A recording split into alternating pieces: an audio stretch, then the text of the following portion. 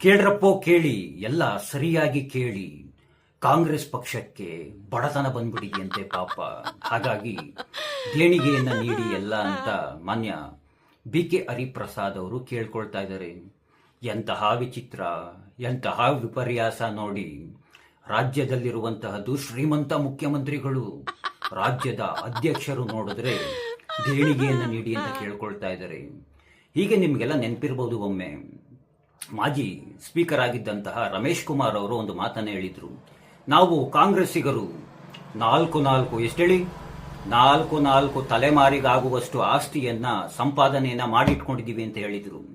ಅಲ್ಲ ಸ್ವಾಮಿ, ಮಾನ್ಯ BK ಹರಿಪ್ರಸಾದ್ ಅವರೇ, ನಿಮ್ಮ ಪಕ್ಷದಲ್ಲಿರುವಂತಹ ರಾಜಕಾರಣಿಗಳ ಕುಟುಂಬದ ಬಳಿ ಇರುವಂತಹ ಆಸ್ತಿಯನ್ನೆಲ್ಲ ಒಂದು ಕಡೆಗೆ ಗುಡ್ಡೆ ಹಾಕ್ಬಿಟ್ರೆ ಯಾವುದಾದ್ರೂ ಒಂದು ರಾಜ್ಯದ ಸಾಲವನ್ನ ತೀರಿಸ್ಬಿಡ್ಬೋದು. ಅಷ್ಟು ಆಸ್ತಿಯನ್ನ ಸಂಪಾದನೆಯನ್ನ ಮಾಡಿಟ್ಕೊಂಡಿದ್ದೀರಾ ಕಾಂಗ್ರೆಸ್ ಪಕ್ಷದಲ್ಲಿರುವಂತಹ ರಾಜಕಾರಣಿಗಳು. ನೀವು ಹೇಳ್ತಿರುವಂತಹ ಮಾತು ಅದು ಯಾವ ರೀತಿಯಾಗಿ ಕಾಣಿಸ್ತಿದೆ ಅಂತಂದ್ರೆ, ಕಾಂಗ್ರೆಸ್ ಪಕ್ಷ ಬಡತನದಲ್ಲಿದೆ, ಆದ್ರೆ ಕಾಂಗ್ರೆಸ್ ಪಕ್ಷದಲ್ಲಿರುವಂತಹ ರಾಜಕಾರಣಿಗಳೆಲ್ಲ ಶ್ರೀಮಂತರಾಗಿದ್ದಾರೆ. ಆ ರೀತಿಯಾಗಿ ನೋಡೋದಕ್ಕೆ ಮನೆ ಮಾತ್ರ ಮುರುಕ್ಲು ಮನೆ.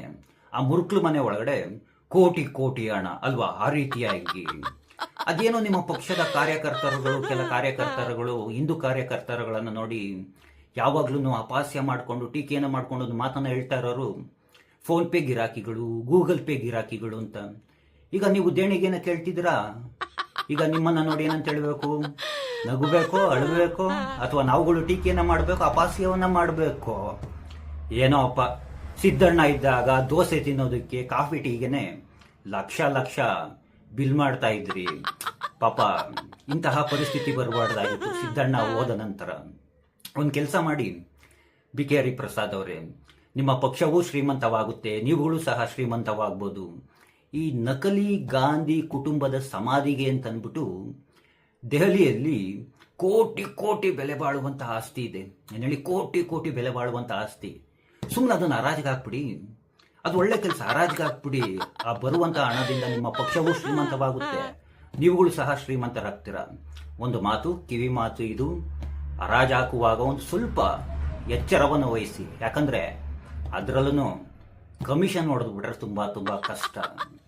ಸ್ವತಂತ್ರ ಬಂದಾಗಿನಿಂದ ಪಾಪ ಗರೀಬಿ ಆಟವೋ ಅನ್ಕೊಂಡು ಬಡತನವನ್ನ ತೊಲಗಿಸ್ತಾ ಇದ್ರು ತುಂಬಾ ಕಷ್ಟಪಟ್ಟು.